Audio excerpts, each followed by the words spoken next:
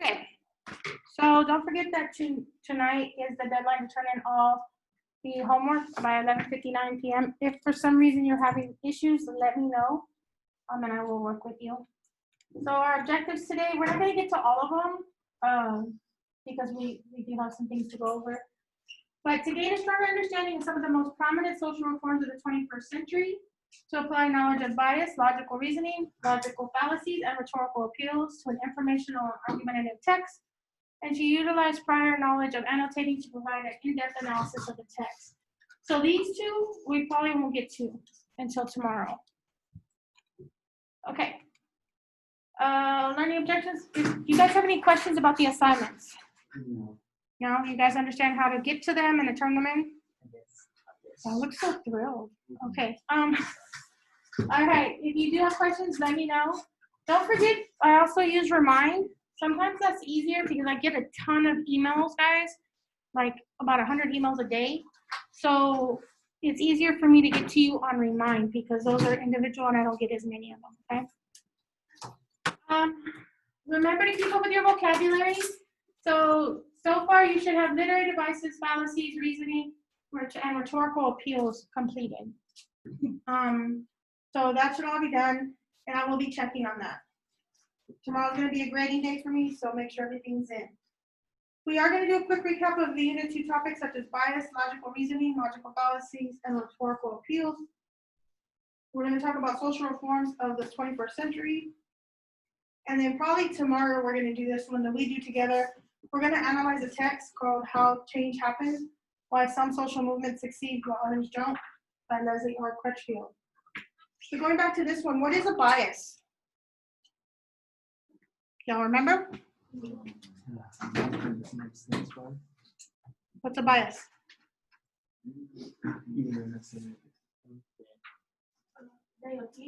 It's an opinion. Is it just any kind of opinion? What's it influenced by? Person's experiences. Our own personal experiences and background, right? So are all biases bad? No. No. What about racism? It's a form of bias, right? It's a bias with some hate thrown into it, but not all biases are racist. Is it important that we acknowledge bias? Why? It makes you more open to new things and new people, right? Without judgment. All right. So we have, then there's it's on a spectrum. You guys remember the spectrum? We have biases that are on the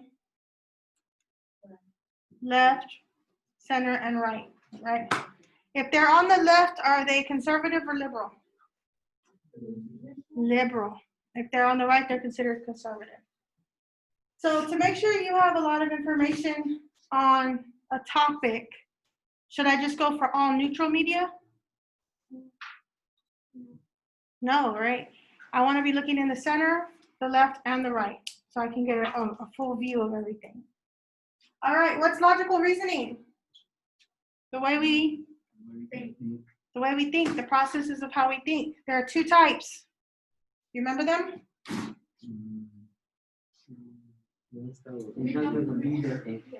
Inductive and deductive, right?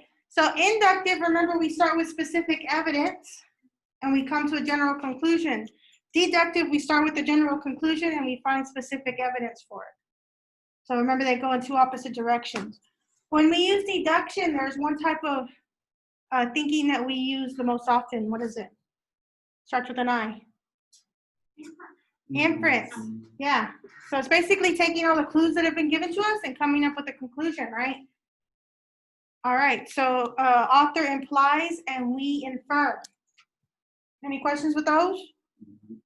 Okay. So being able to use inductive and deductive reasoning helps us establish arguments, but then those arguments can be undermined by logical fallacies. What are logical fallacies? Unsubstantiated claims, right? And unsubstantiated means there's not enough facts to make it true, right? If it had enough facts, it would be substantiated. So the more logical fallacies there are in an argument, the stronger or weaker it is. the weaker, because I can undermine it, right? All right. Also within arguments, I tend to use rhetorical appeals. There's 3 types. What are they? Logos, ethos, and pathos. Okay. So ethos is which type of appeal? Credibility. It's the ethical appeal. And what's credibility mean? You can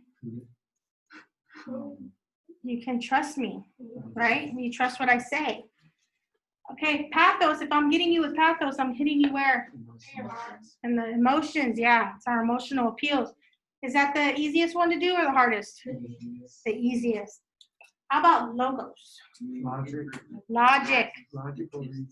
Facts and statistics, right? Things that appeal to the brain. So, can I only use one at a time? No. I can use all of them, right? And the more I actually use, probably the more likely I am to convince you, right? But you can still be convincing if you only have like 1 or 2. Correct? All right. The reason that we kind of laid that foundation is because we're going to be moving on to social issues. Okay, so.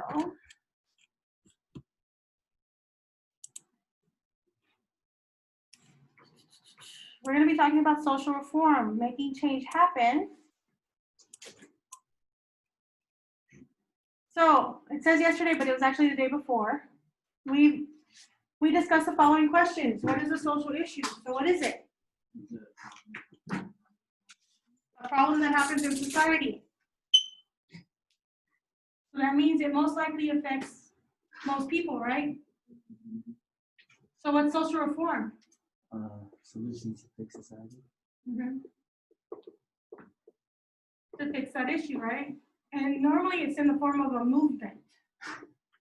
A movement that aims to fix the issue. To fix a social issue. So social issues are the problem and social reforms are the solution. So here's the question I do have though. When it comes to the success of a social reform, does that mean I completely eradicate or do away with that issue? Is that ever possible? We would hope that it's possible, but most social reforms kind of just lessen the issue, right? So today I wanted to go to a step further and evaluate some of the most prominent social reforms in the 21st century and consider the questions, are social reforms needed both within the United States and around the world? And what makes a social reform movement successful? So to accomplish these goals, because we have a lot to do, I'm going to kind of move pretty quickly over them. I'm going to give you an overview. However, within the display that I'm about to show you, it is interactive. You can click on it and learn more about it, and you can research it yourself. Okay, so we're not going to get too in-depth into the issues. It's just an overview. So this is what it looks like, and I'm going to show you, but all you have to do is click on these, and it takes you to different websites. Now, most of the ones I did choose, they were more impactful to the United States. However, there are going to be some that are more global, and I will let you know about those. But you do need to be looking at me and paying attention, okay? So, social justice reform. Most people think that's actually a recent one, but it's actually been going on for a long time. It actually started December 19, 2002, with the conviction of the Central Park 5. It gets overturned, and it renews the push for social justice reform. How many of you have actually heard of the Central Park 5? Mm-hmm. Yes? Don't tell me I've never watched When They See Us. Gosh. Yeah, there's actually a movie on Netflix, When They See Us. And basically, the premise of this is, there's 5 teenagers. They're minorities. They're Latino and African American. A woman gets raped in Central Park. The police just aim to solve the case, so they frame these 5 kids. They get these 5 kids to confess to doing it, even though they did not do it. Much later, in 2002, DNA results show that they had nothing to do with it. So they get the conviction overturned and they get released, but they've spent all this time in prison. Do you think that affects somebody?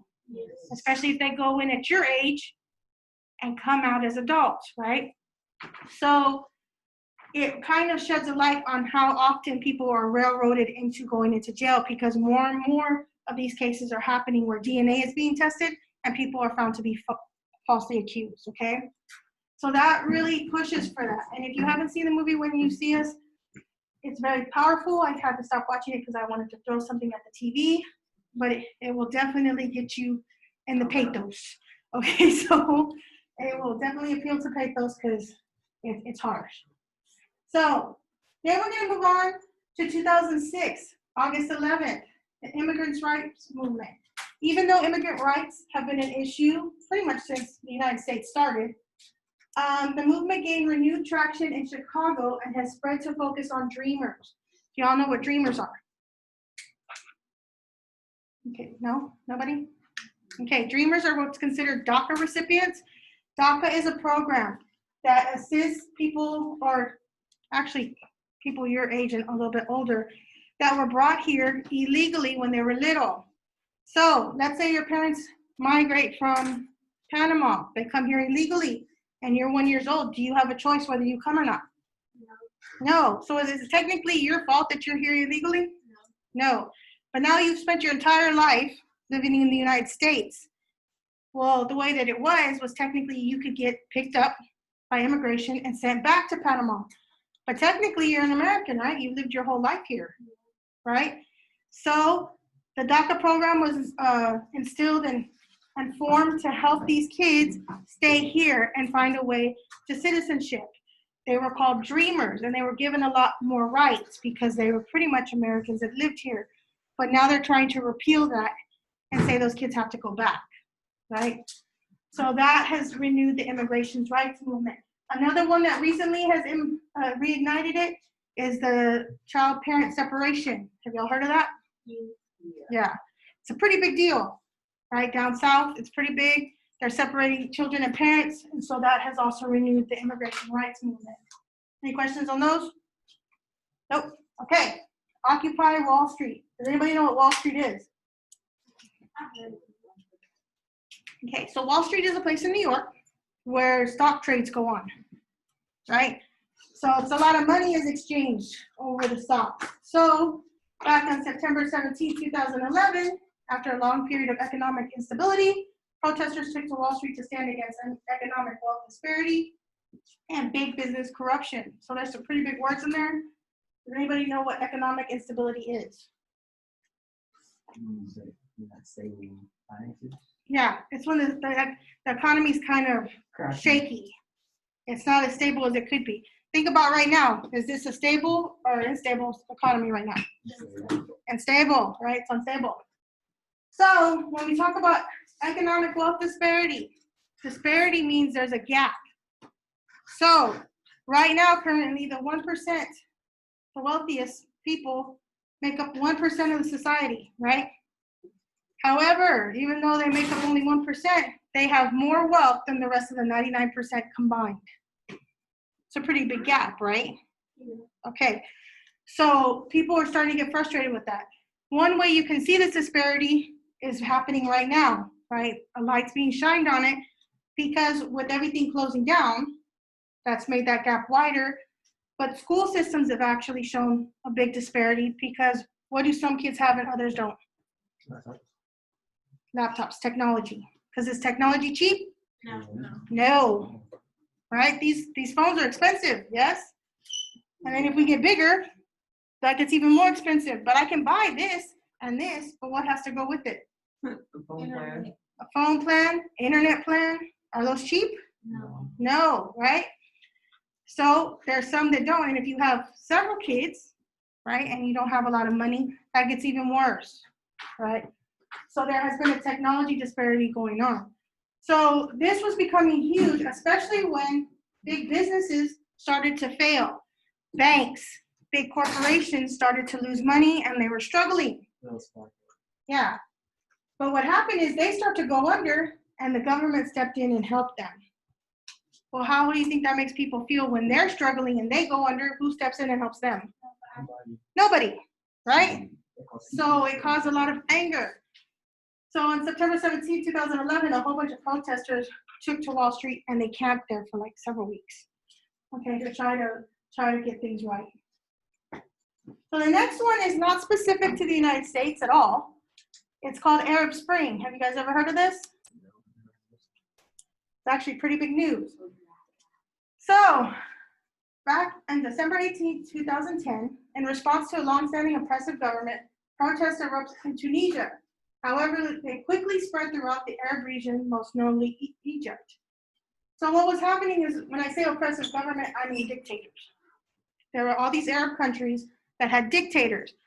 The people were oppressed, life was not good, and most of them were poor. So what happens is people finally get tired of it, and they start taking to the streets.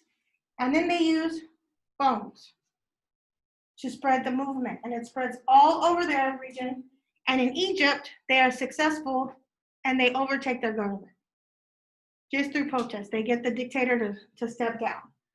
It was considered a really big deal because nothing like that had happened before on such large numbers. And it actually started to scare other countries who became more oppressive and tried to limit social media. So it's actually pretty interesting. There's a whole documentary on what those protests look like in Egypt. It's pretty crazy if you ever want to take a look at it. So this precedes the Syrian refugee crisis, which is not necessarily a movement as much as a crisis, but it has sparked other people to pay attention to refugee crises.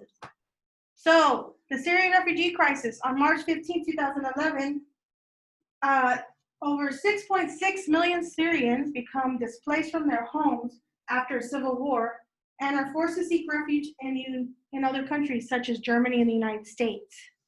And when I say it's a mass exodus, it was like people, any way they could get out.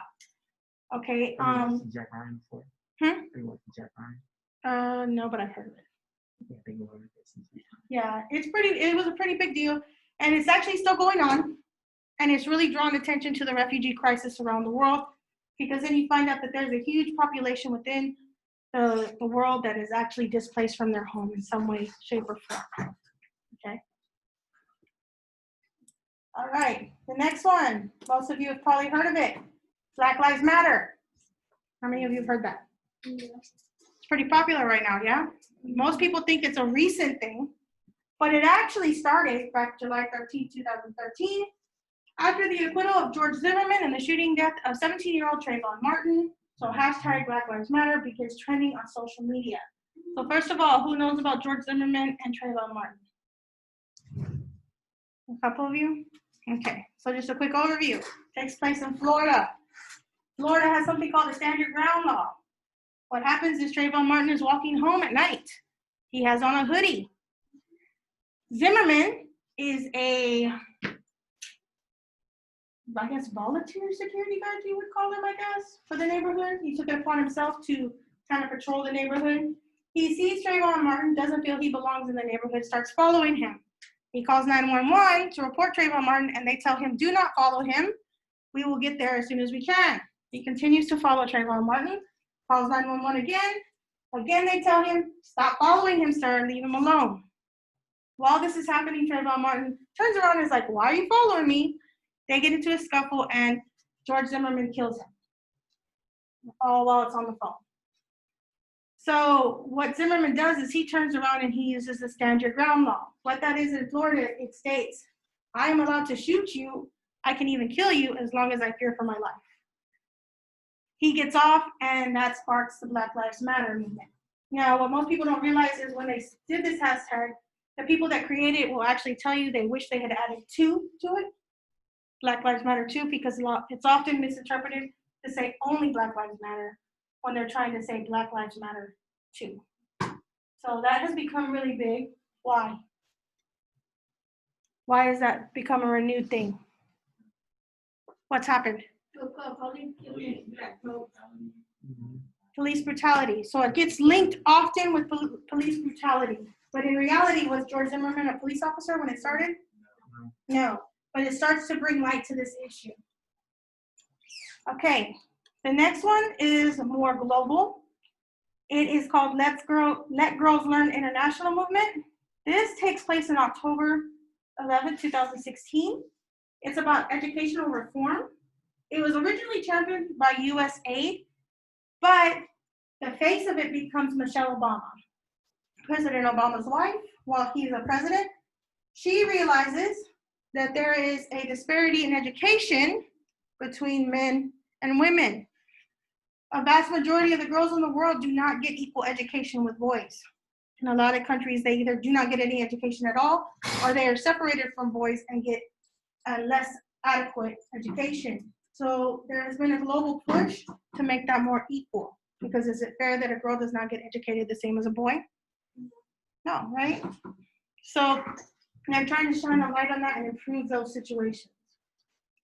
Any questions so far? No. Like I said, quick overviews, but okay. The Me Too movement. How many of you have heard of this?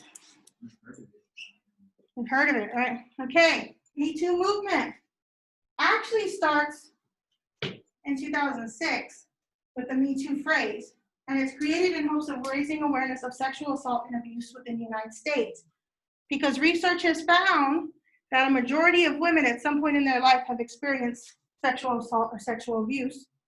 And often, if it is reported, it goes uninvestigated or unresolved, okay? All of this comes to a head on October 5th, 2017, when there are sexual assault allegations against Harvey Weinstein. Y'all know who that is? Okay, Harvey Weinstein is a producer, a movie producer that made a vast majority of the movies you actually see. And what would happen is any woman that would try to be in his movies, he would normally sexually assault them. So he goes on trial for like multiple counts of it. And what happens is when his victims come forward, then all of a sudden other women start coming forward on social media and saying, me too. This has happened to me too, right? It's not just actresses that it's happening to all these women. So it starts to shine a light on actually how many women suffer from this. Any questions? No. Okay. The gender equality movement. So this gained traction in 2018, despite the fact that gender equality has been a social issue for decades, because remember, women's suffrage, the right to vote, that was also a gender equality movement. Those have been going on for decades, but it gains momentum due to increased calls for equal pay, work protections, and medical rights. It's actually the UN that takes this on. Does anybody know what the UN is? United Nations.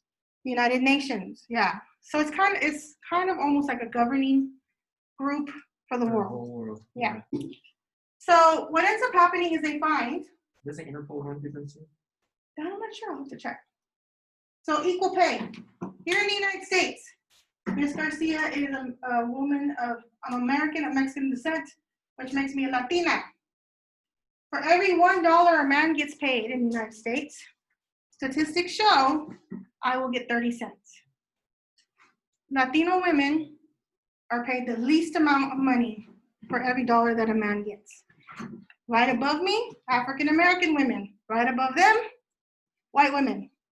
Women get paid much less than men. Okay? Yeah, do something fix that. So it doesn't even matter if I have the exact same education, same experiences, I will normally get paid less. Just for the fact that I'm a female. Okay?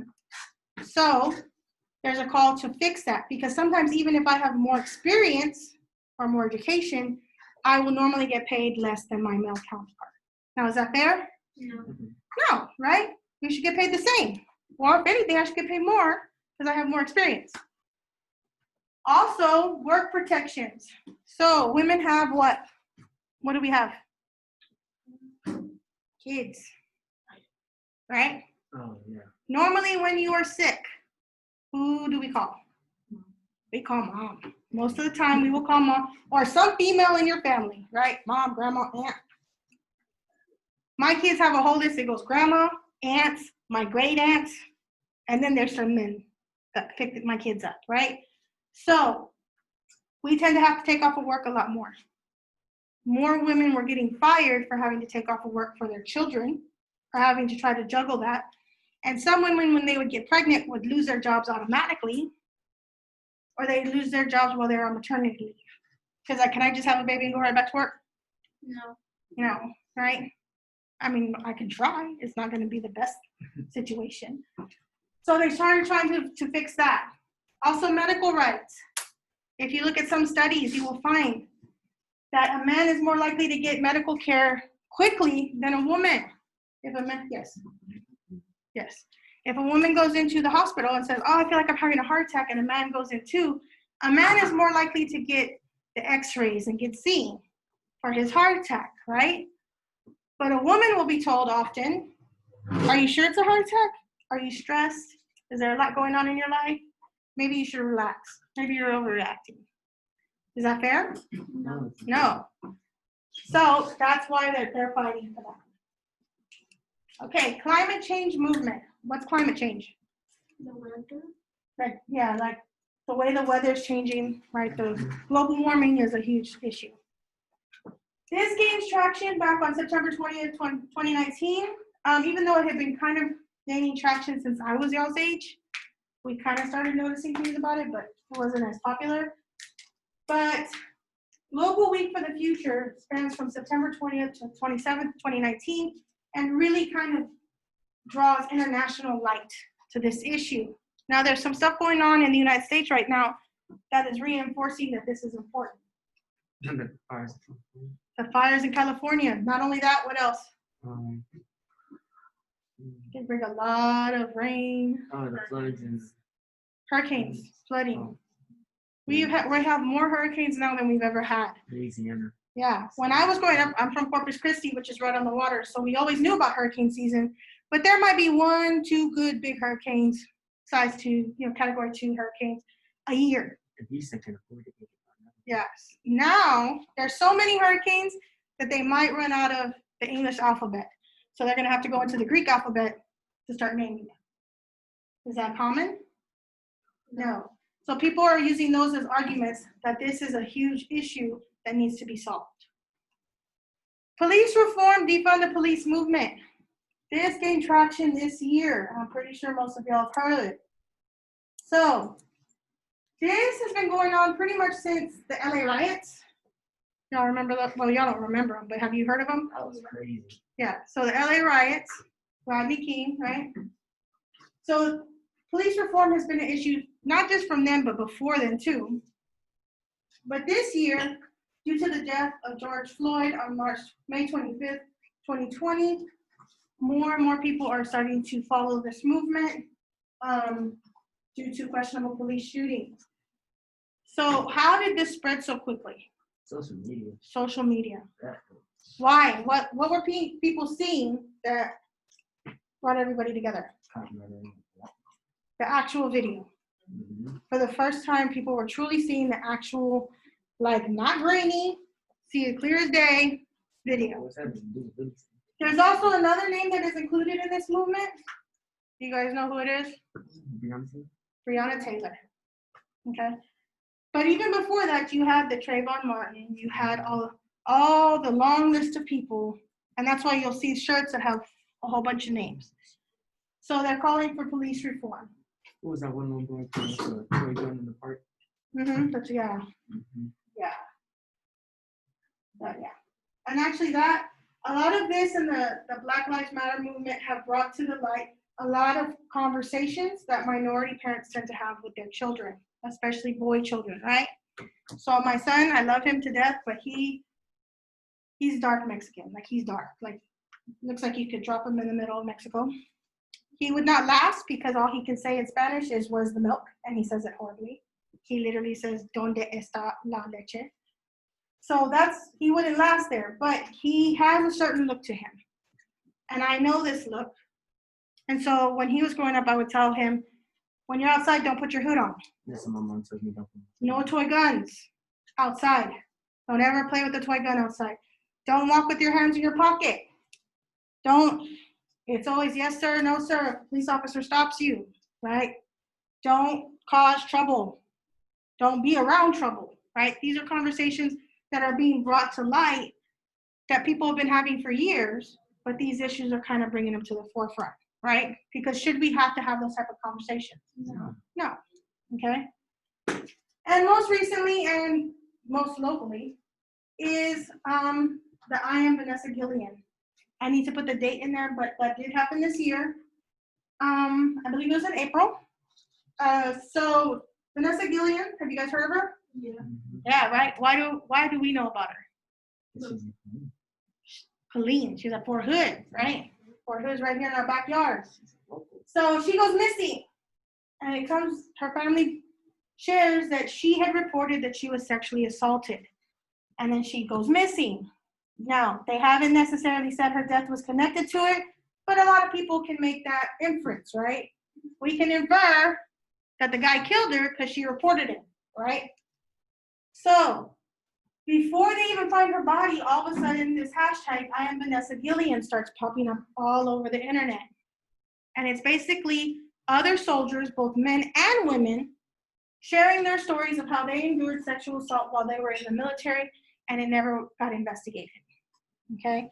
So it actually becomes a huge issue because for so many stories to be coming out, it kind of sheds light that this has been an issue in the military for a long time. To add to that, was Vanessa Gillian the only one missing from Fort Hood? No. They start to find out that there's several people missing from Fort Hood and even find somebody else while they're looking for her, right? They find her, and then a couple of weeks later, there's another soldier missing and they find him dead, right? So when it gets to double digits within 1 year of all these soldiers going missing, there might be a problem, right? So now there's a huge push to not just reform the military, but more precisely, reform Fort Hood, right? The question is, what's going on at Fort Hood? That's an issue. That's the biggest military base. It's the biggest military base in the United States, yeah. So these are just some of the reforms that are going on. Were they all of them? Absolutely not, right? And they can span. Some can be huge and global, and some can be local, right? Some can even be within like an organization or school. I will never tell you how to stand or feel on these. I will give you the facts, and I leave it up to you to form your own opinions. But what I do want you to do is I want you to go home and start thinking about a social reform or a couple of them that are important to you. Because within like a week or so, I'm going to ask you to kind of start championing one, like go research it and share it with your classmates. It can be one that's well known, it can be one that's lesser known, right? Again, though, if you have opinions, you need to be able to support them. We can even debate these. Not everybody's going to agree on these issues, right? Because there's a whole bunch of people that don't think this is an issue, right? There's a whole bunch of people that are like, there's no such thing as global warming. So that's fine if you want to say that. You better be able to back it up, okay? So are there any questions? Okay, so now that we know that, tomorrow what we're going to do is we're going to take kind of like our general knowledge of logical reasoning, fallacies, and appeals, and we're going to read an article and ask some questions. So is the author reliable and credible? What biases might influence the author? Is the author taking a position on the topic? If so, what is the position and what evidence do they have to support their conclusion? And if not, in what ways is the author refraining from choosing a side? Now, if they refrain from choosing a side, is that always good? No. It depends. If I'm trying to get information on a topic, is it good if they're just kind of staying neutral? No, yeah, you get information from both sides. If they provide information from both sides. But sometimes what happens is if they're neutral, they're kind of just leaving out arguments from both sides. And then that doesn't help me, right? Because I need to have that balanced news. So, any questions? Okay. So, we're going to go over this tomorrow because I do want to give you some time to go ahead and finish working on anything that you are missing. Because remember, it is due by 11:59 tonight. All right? Sound fair? All right. So go ahead and